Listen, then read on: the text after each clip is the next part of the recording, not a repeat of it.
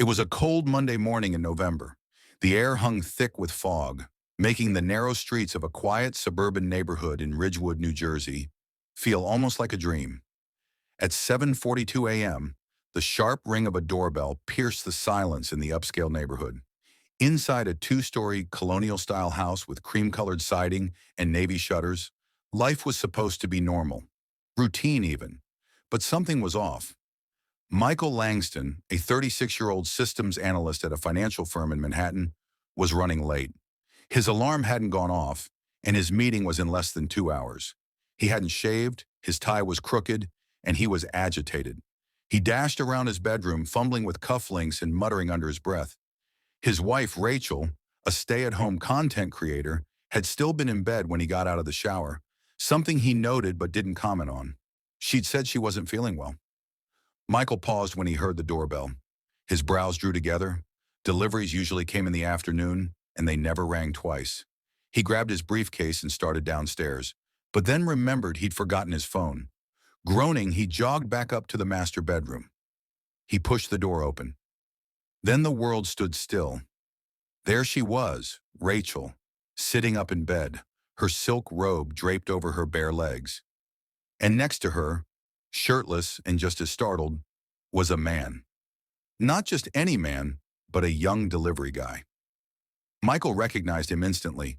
He'd delivered packages to the house before. A tall, athletic guy with sleeves of tattoos and a cocky grin. Michael froze. So did they. What the hell is going on?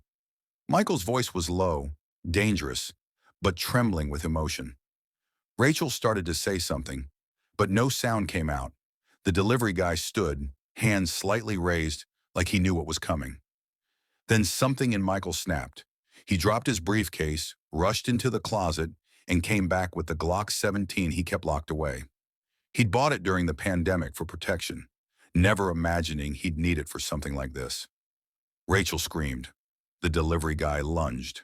2 shots rang out, then silence. Blood spattered across the cream sheets and the pale walls. The air was thick with gunpowder and shock. It was just past 2 a.m. when Detective Samuel Briggs got the call.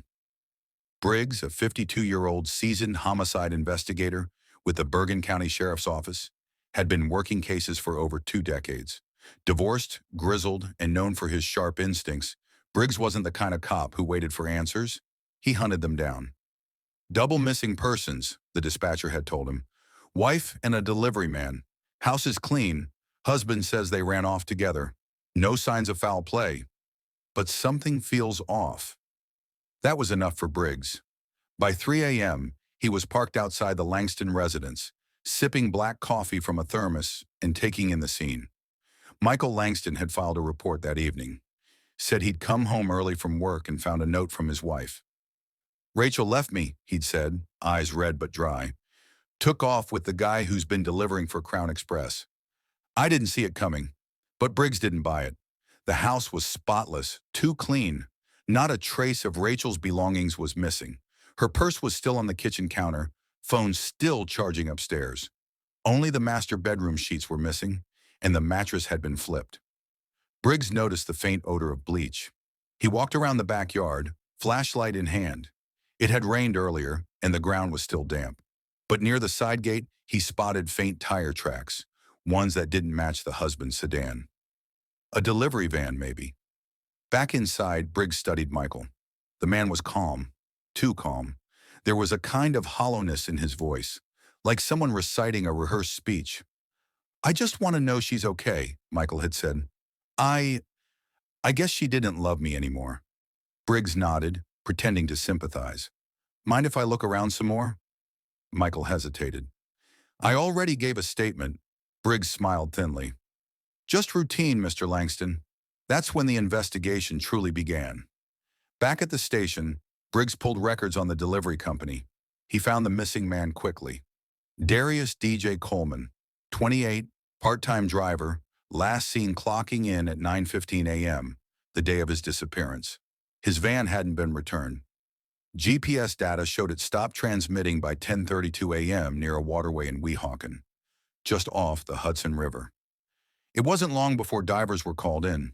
2 days later, the van was recovered, partially submerged, doors open, no bodies inside. But in the back seat, wrapped in a blood-soaked bedsheet, was a single silver earring. Rachel's and a bullet casing. Briggs knew then this wasn't abandonment. This wasn't a love affair. Gone rogue. This was murder. Back in Ridgewood, Michael Langston carried on with his story. He told co-workers Rachel had left him, that she'd been unhappy for a long time, that she was probably in Florida with her new boyfriend. But behind the carefully crafted image of a betrayed husband, a darker truth loomed. And Detective Briggs? He was about to dig deeper than anyone expected, because every lie left a fingerprint, and Michael Langston had left plenty. Detective Samuel Briggs sat in his cluttered office at the Bergen County Sheriff's Department, the hum of a cheap desk fan cutting through the silence. A corkboard in front of him bore a few pinned photos. Michael Langston, Rachel Langston, Darius D.J. Coleman, and a map with red string connecting Ridgewood to Weehawken. Next to the map were printouts, text messages from Rachel's phone, employment records for DJ, and GPS logs from the delivery van. Something didn't sit right with Briggs. It wasn't just the disappearance, it was the absurd neatness of the crime scene, and how conveniently Michael had an answer for everything. Briggs began by canvassing the neighborhood.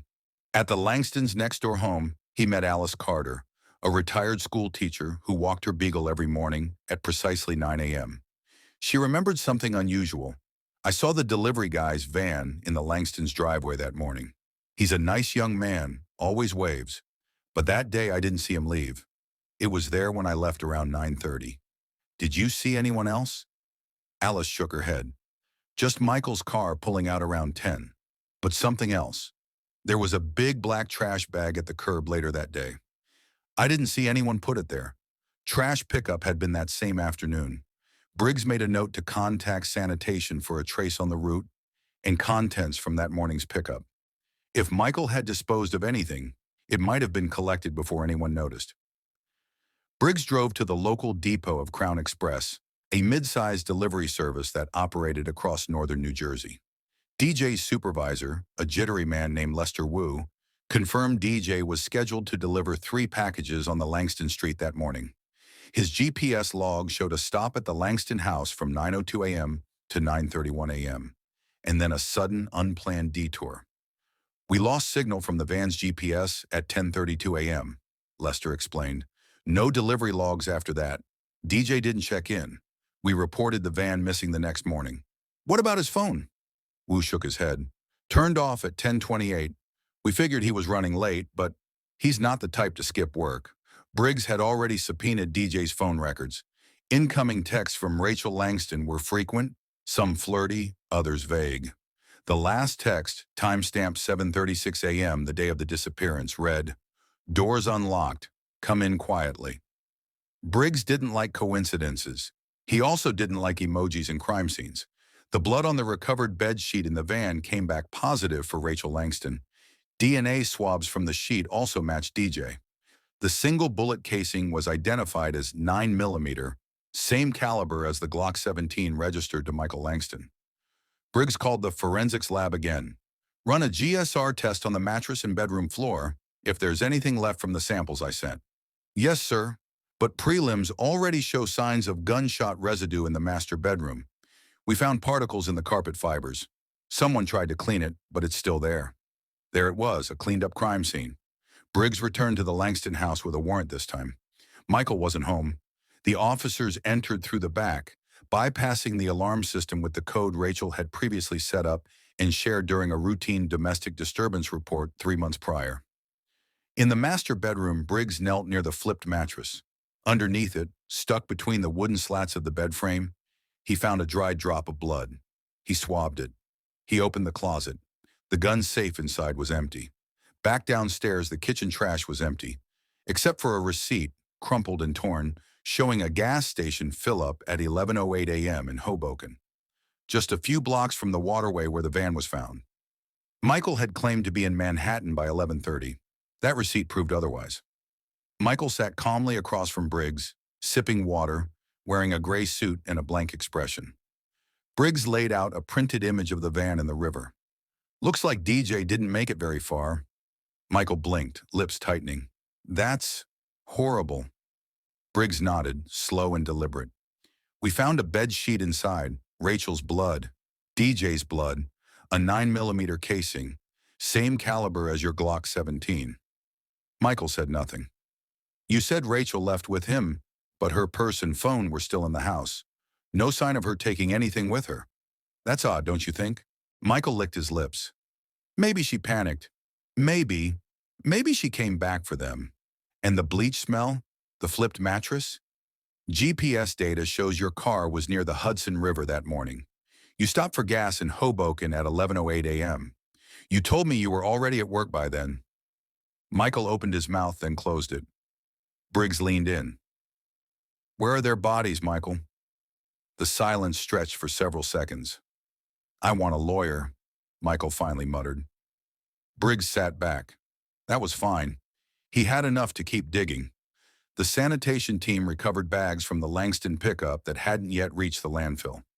In one of the bags, forensic techs found burned clothing, bloodied towels, and 2 missing pillowcases, all of which tested positive for human blood. There was also a charred piece of mail with DJ's name on it. The DA was preparing a warrant for Michael's arrest. But Briggs wasn't done. He still needed the bodies. And he had one more card to play. Divers had found the van, but not the victims. Briggs called in the State Marine Unit to begin sonar scans of the nearby lagoon where the van was found. Bodies, if weighted and dumped, often settled away from the vehicle itself. The cold November waters would have slowed decomposition, meaning there was still a chance of recovery. As the second day of the investigation closed, the puzzle was coming together. Michael Langston's world was starting to collapse, and Briggs knew. Murderers always miss something. The morning air stung like needles as fog rolled across the surface of the Weehawken Lagoon. At 6:07 a.m., the New Jersey State Marine Unit launched their sonar-equipped skiff into the dark water. The area had been sectioned off the night before, after Detective Briggs signed an urgent request for underwater scans. The plan was simple. Sweep the waters near where the delivery van had been found and look for any large submerged objects that didn't belong. Detective Briggs stood at the dock, coffee in one hand, the other in the pocket of his long wool coat. He didn't say much. Didn't need to. His eyes tracked every movement of the sonar team as they swept the cold, gray lagoon. This wasn't his first time waiting for bodies to rise. He hoped it would be the last. Detective, called Officer Mendez, the sonar tech. We've got something. Briggs walked over, eyes narrowing at the monitor. A grainy, shifting image showed 2 elongated shapes lying side by side at the bottom of the lagoon, about 20 feet from the shoreline, in roughly 12 feet of water.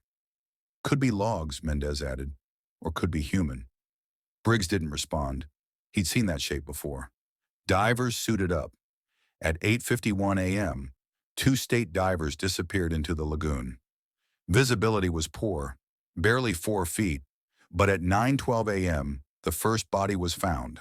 A male, afro-textured hair, shirtless, hands tied with plastic zip ties, weighted with a gym dumbbell duct taped to his ankles. The ID in his waterlogged pants pocket was just legible. Rachel was found 5 minutes later. She was still wearing a silk robe, soaked and discolored, her wrists bound behind her back with a power cord, cut from the Langston's own TV. Her skin was pale blue, and there were 2 bullet wounds visible, one in the shoulder, one clean through the chest. The divers brought both bodies to the shore, where crime scene techs began the grim process of documentation. Briggs stared down at Rachel's lifeless form. Her eyes were closed, lips parted slightly as though frozen mid-plea. This was personal, he muttered, and now it was official, a double homicide. At the Bergen County Medical Examiner's office, Dr. Elaine Kruger prepared for the first of 2 autopsies. Briggs stood behind the glass with a notepad, every muscle tense. Time of death for both appears to be approximately between 9:30 and 10 a.m. on the 13th, Kruger said. Based on lividity and water temperature, the bodies were dumped no more than 60 minutes after death, likely same day. Rachel had defensive wounds on her arms, bruising, broken fingernails. DJ had none. His death had been instant, a bullet to the temple. The angle suggests he was shot while standing and facing slightly left. Rachel's wounds are different.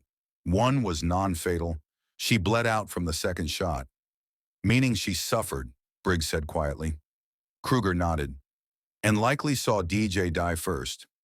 Briggs returned to the Langston home with a team of officers. Michael was working in his home office, typing away like nothing had happened. When Briggs stepped in, Michael looked up calmly. "You find her?" he asked. Briggs nodded. "We did." Michael froze. "Is she?" "You know she is. You killed her. And DJ. Cleaned up the scene. Dumped the bodies. I want a lawyer." "You'll need one," Briggs said, snapping the cuffs on, "because you're being charged with double murder." As Michael was escorted out, neighbors gathered silently on their lawns. A few whispered. A woman across the street started crying.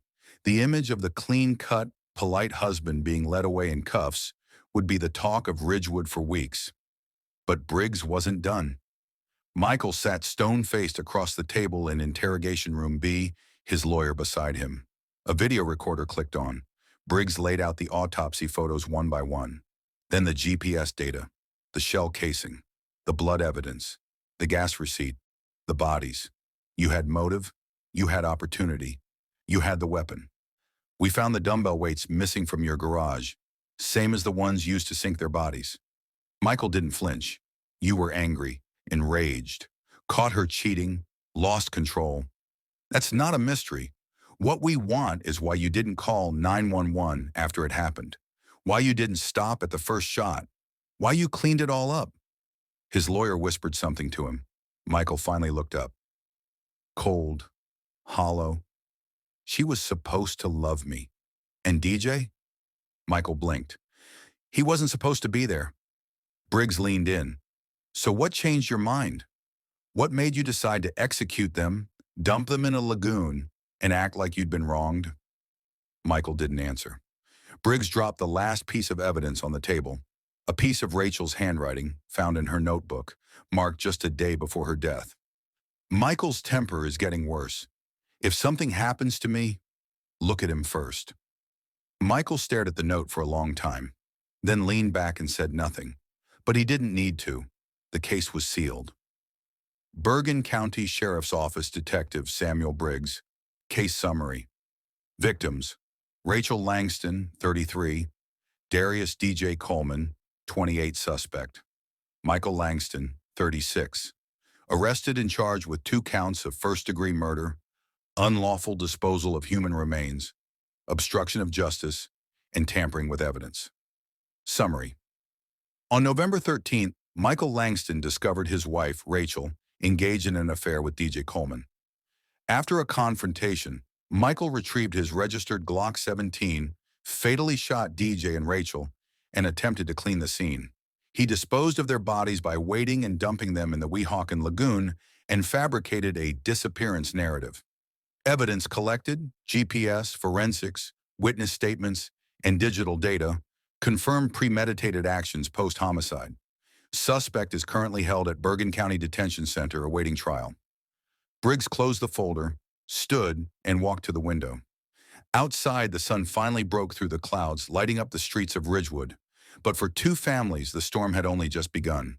The Bergen County Courthouse was abuzz with activity. News vans lined the block.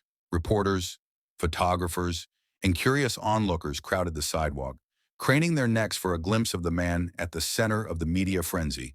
Michael Langston, husband, respected professional, now accused of double murder. Inside courtroom 4B, the atmosphere was tense. The courtroom was packed. The Langston case had gone national. Headlines splashed across major news outlets. Husband discovers affair, kills wife and her lover. Crime of passion or cold-blooded murder? At 9:01 a.m., Michael entered in a navy blue suit, his wrists shackled discreetly under the defense table. His face was expressionless, his jaw locked, eyes fixed forward. He looked like a man resigned to his fate, or determined to fight it to the bitter end. Detective Samuel Briggs took a seat behind the prosecution. He'd done his job. Now it was time to let the courtroom do the rest. Prosecutor Elaine Morrissey stood tall and composed.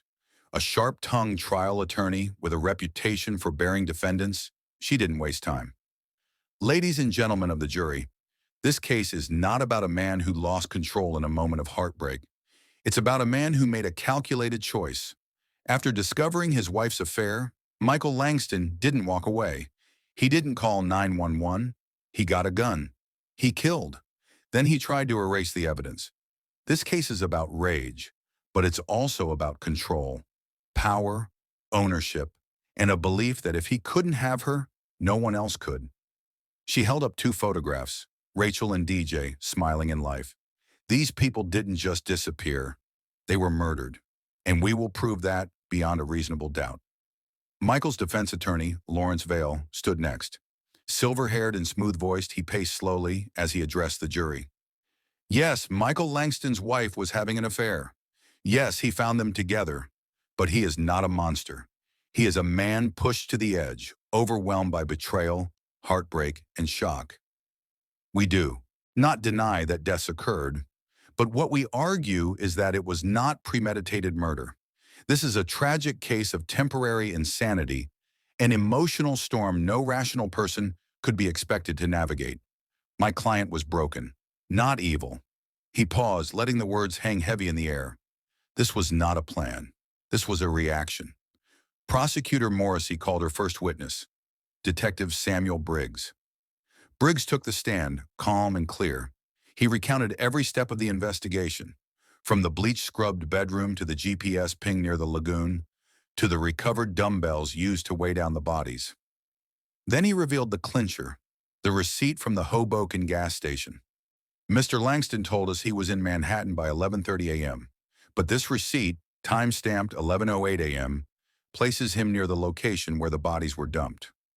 Morrissey laid the receipt out for the jury, then showed the crime scene photos of the recovered bodies. Rachel bound with a power cord, DJ shot in the temple. Did you find signs of staging or cleanup at the Langston home? Yes, blood residue in the carpet fibers, even after attempts to sanitize, missing bed linens, and bleach traces in the bathroom. Did Mr. Langston ever report his wife missing? Number he claimed she ran off. The defense cross-examined. Detective Briggs, do you have proof the shooting wasn't in self-defense? Or that DJ didn't attack Michael first? There were no signs of struggle on Mr. Langston. DJ was unarmed. Rachel had defensive wounds. He did not. So no witness saw the shooting. We're relying on forensics and assumptions, correct? Briggs didn't blink. We're relying on the facts. The medical examiner confirmed both victims died of gunshot wounds. Rachel's second wound to the chest was likely fatal, but slow. She would have been alive for several minutes, the ME stated, likely conscious, possibly aware she was dying. Morrissey pushed the point. In your professional opinion, does this suggest someone who killed in a burst of rage, or someone who delivered a second, fatal shot with intent? The examiner paused. The second shot was deliberate, precise. That doesn't suggest chaos. That suggests control. Rachel's personal journal was introduced into evidence. Found in her home office, it was filled with short entries about her day-to-day life, but the final pages were darker. Michael's temper is getting worse. He's watching everything I do. He knows I'm unhappy. I don't feel safe anymore. If anything happens to me, please don't believe it was an accident, Vale objected. Hearsay. Judge Caroline Winslow ruled the journal admissible. Rachel had written it within 48 hours of her death. It added chilling context. The courtroom was silent. Michael Langston stared at the photos of his wife and DJ. Something flickered in his expression. Grief, maybe, or guilt. Then his lawyer leaned in, whispered something, and Michael shook his head firmly. The jury saw it. So did Briggs. This wasn't a man who lost his mind. This was a man hiding behind silence. As court adjourned, the press descended. Reporters shouted questions. Mr. Langston, do you regret what happened? Will you testify in your own defense? Was this revenge? Michael didn't speak. He was escorted out through a side door. Briggs stood across the street watching it unfold. He lit a cigarette, a rare indulgence, and stared up at the courthouse dome. The system was in motion now, but trials are unpredictable, and Briggs knew better than anyone. A jury can believe anything until they see everything. The second day of the trial opened under a moody gray sky. Inside courtroom 4B, tension settled like humidity in the air. Everyone knew the prosecution had landed heavy blows on day one. The forensics, the GPS data, the damning journal entries, it painted Michael Langston as a man who'd snapped and carefully cleaned up the aftermath. But the defense had something up its sleeve. At exactly 9 a.m., defense attorney Lawrence Vail stood, buttoned his blazer, and announced his first witness, Dr. Simone Travers, a respected clinical psychologist. Dr. Travers had evaluated Michael 3 times during the 6 months leading up to the trial. Her credentials were impeccable. Harvard graduate, expert in behavioral trauma. Michael Langston presents clear signs of acute emotional distress, she said. He was betrayed by his wife, humiliated in his own home, and suffered a psychological break that resulted in disassociation. Vail leaned forward. Would you say this break was significant enough to affect his understanding of his actions? Yes. He entered what we call temporary dissociative rage. In this altered state, the brain prioritizes survival and vengeance over rational thought. It's not premeditated, it's primal. Morrissey wasn't impressed. On cross-examination, she pressed, Dr. Travers, are you aware that after the killings, Mr. Langston cleaned the scene, disposed of the bodies, drove to another city, and fabricated a story? Does that sound dissociative to you? Travers hesitated. It's possible he came out of the dissociative state afterward. Guilt, fear, they can cause a person to try to reverse damage, but not call 911? Not turn himself in? Silence. Morrissey turned to the jury. Ladies and gentlemen, this man didn't lose control. He regained it, long enough to clean up murder like it was a spreadsheet. The jury shifted uneasily. The courtroom murmured as Vail called Michael Langston to the stand. His lawyer had warned against it, but Michael insisted. He wanted the jury to hear his side. He walked slowly to the chair, adjusted the mic, and cleared his throat. I came home late that morning. I forgot my phone upstairs. I walked into the bedroom and saw her with him, in our bed, laughing, like I didn't exist. His voice cracked slightly. I lost everything in a second. I didn't know what I was doing. I wasn't thinking. I just reacted. Vail let it hang before nodding. What happened after the shooting? Michael stared at the floor. I panicked. She was screaming, bleeding. I tried to stop it. Then she died. I couldn't believe what I'd done. And the cleanup? I wasn't thinking clearly. I thought if I hid it, maybe it wouldn't be real. Vail ended with a solemn nod. Then Morrissey stood. Mr. Langston, she said, what time did you shoot your wife? Michael looked confused. Maybe around 9:30. She pulled out the gas station receipt. This was stamped at 11:08 a.m. You bought gas 20 minutes from your house. By then, DJ's body was tied with weights. Rachel was wrapped in a bedsheet. That wasn't panic. That was planning. Michael swallowed hard. I wasn't myself. Morrissey walked closer. But you remembered to clean the blood, hide the shell casings, flip the mattress, dispose of evidence. Buy time. That sounds a lot like yourself. He didn't respond. Do you remember what Rachel said before she died? He blinked. Did she beg for her life? Michael clenched his jaw. Did she cry? Silence. I have nothing further, Morrissey said, and returned to her seat. The court broke for lunch, but no one was hungry. Briggs sat with Morrissey on the courthouse steps. He slipped, she said quietly. He flinched when I asked about her crying. He remembers everything. Briggs nodded. Yeah, he does.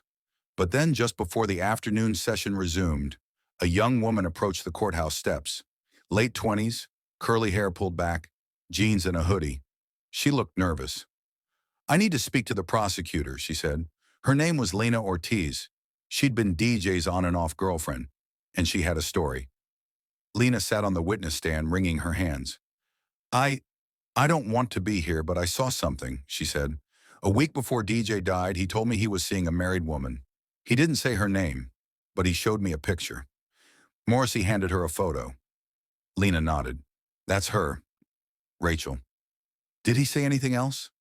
She nodded slowly. He said she was scared of her husband, that the guy was jealous, controlling. DJ joked about it. Said if the husband ever found out, it would be the end of me. And did DJ ever mention being threatened? Lena hesitated. He said he got a weird phone call. A man breathing heavy, not talking. Called him twice in one night, from a blocked number. Morrissey turned to the jury. Ladies and gentlemen, that's not dissociation. That's a setup. Michael Langston knew. He stewed. He planned. And when he caught them together, he did exactly what he'd already imagined, murder. The revelation rocked the courtroom. The defense scrambled. Vale tried to dismiss Lena's testimony as hearsay, but the judge allowed it under the state of mind exception. DJ's perception of danger added context to the events. By the end of day 2, the tide had shifted completely. The jury had seen both sides. A man claiming to be broken, but surrounded by signs of method, motive, and menace. Briggs watched from the back of the room. He could feel it. A verdict was forming in the jury's eyes, and Michael knew it too. Because as court adjourned for the day, and the bailiffs led him back to holding, he didn't lift his head. He just whispered something to himself. 3 words. I did it. The rain fell in slow, cold sheets as the final day of the trial began. Courtroom 4B was quieter than usual, as if everyone inside already knew that the end was near. Jurors filed into the box one by one, their faces blank. Even the media, presence had dimmed slightly. No more camera flashes, no shouting outside.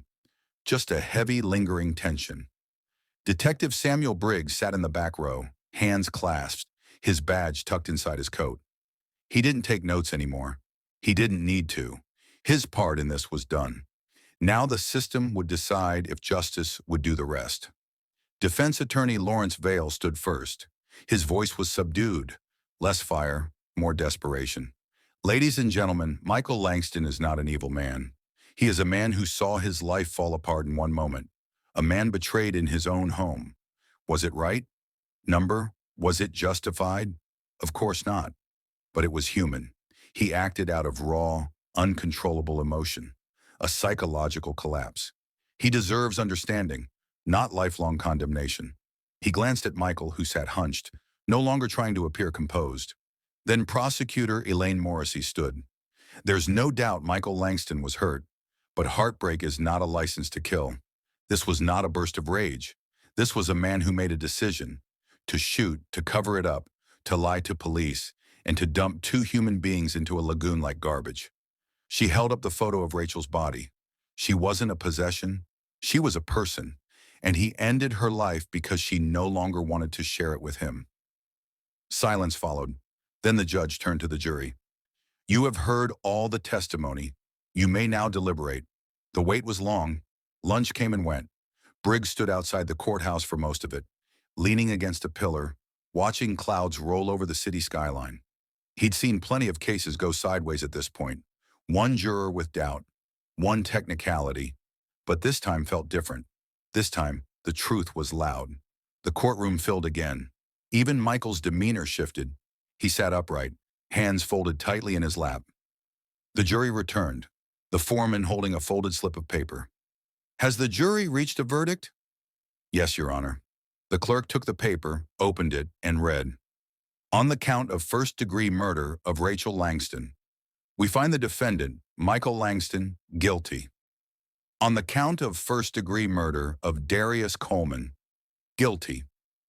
On the count of unlawful disposal of human remains, guilty. On the count of obstruction of justice, guilty. A ripple moved through the courtroom like a shudder. Michael blinked once, then twice, but he didn't react. Not at first. As the judge thanked the jury, Michael turned toward his lawyer and whispered something. Vale looked alarmed. Then Michael stood, raising his hand.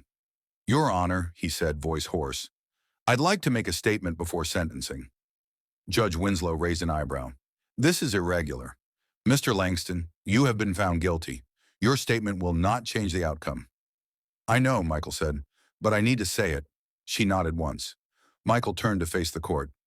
I didn't just kill them because I was angry. I knew. I knew for weeks. I followed them. I hacked into her emails. I watched from the cameras I installed in the house without her knowing. There were gasps. I planned it. I just didn't think I'd go through with it. But when I saw them, something inside me was already gone. He looked at the jury. You made the right decision. I don't deserve forgiveness. I don't even want it. I just want people to know. I chose this. I chose to be a murderer. Then he turned and sat down. The room went still. Judge Winslow cleared her throat. Given the gravity of these crimes, the court sentences Michael Langston to 2 consecutive life sentences without the possibility of parole to be served at Trenton State Prison.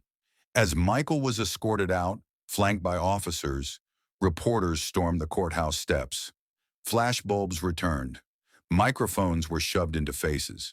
Briggs walked quietly past it all, his coat pulled tight, face unreadable. Outside the courthouse, Lena Ortiz stood with her arms folded tightly across her chest.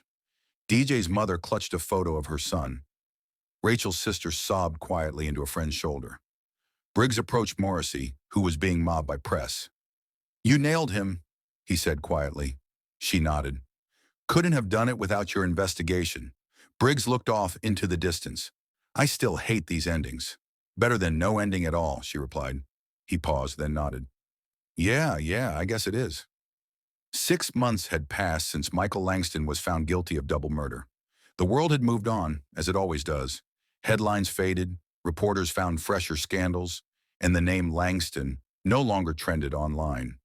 But for those left behind, time moved differently, more like molasses than water.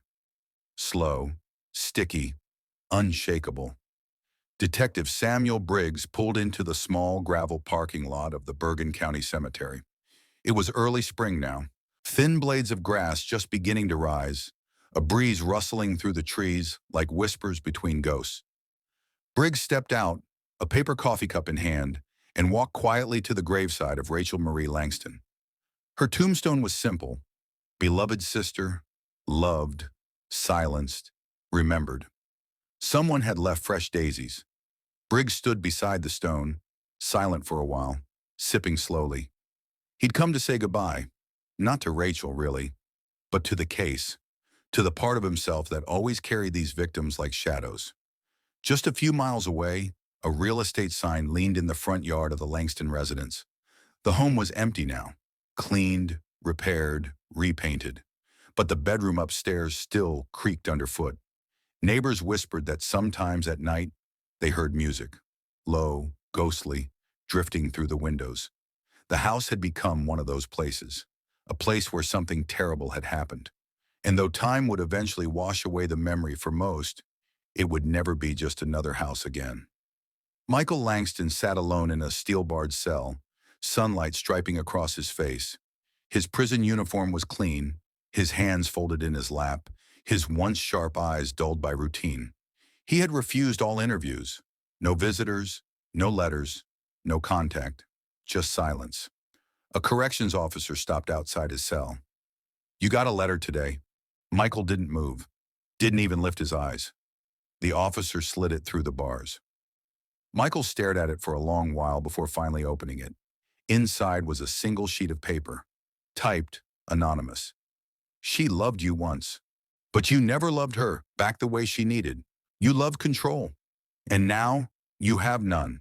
That's your prison, more than these walls. He folded the letter, set it on the small metal desk, and stared at the wall for hours. At a small community center in Newark, Lena Ortiz and Gloria Coleman, DJ's mother, were finishing a support group session. They had started it together. Voices left behind, a place for people who'd lost loved ones to violence. The room had 6 others that day: a mother whose son was stabbed at a bus stop, a father who lost his daughter to a domestic dispute, a man whose brother had been shot in a robbery gone wrong. They shared tears and stories and silence. Afterward, Lena pulled Gloria aside. Do you think they'd be proud of this? She asked quietly. Gloria didn't hesitate. I do. DJ wouldn't want us swallowed by grief. He'd want us to fight back with something better than bullets. Lena nodded, her hand resting on the silver heart necklace DJ had once given her. We still miss them. Every day, Gloria said. Back at the Bergen County Sheriff's Department, Briggs filed the final page of the Langston case into the archive. Digital records, witness transcripts, forensic evidence. The whole truth, locked in a manila folder and stored on a shelf. He leaned back in his chair, rubbed his eyes, and stared at the ceiling. You don't always get answers, he muttered to himself. Just endings. A younger officer knocked on his door. Sir, there's a call coming in. Another domestic disturbance. Real messy one. Briggs stood, grabbed his coat. Let's go. The wheels never stopped turning. Somewhere a TV screen played an old news segment from the trial. A reporter spoke solemnly. Michael Langston will spend the rest of his life behind bars. But for the families of Rachel Langston and Darius Coleman, the healing process is only beginning. In the background, muted footage showed Rachel smiling at a backyard party, DJ flipping burgers at a grill. A second later, their faces faded into black, and then silence. Because that's what remains after tragedy. Not noise, not chaos, but silence. The kind that lingers, that settles into furniture, into habits, into hearts. But from that silence, something new can rise. Sometimes justice, sometimes memory, sometimes, if you're lucky, peace.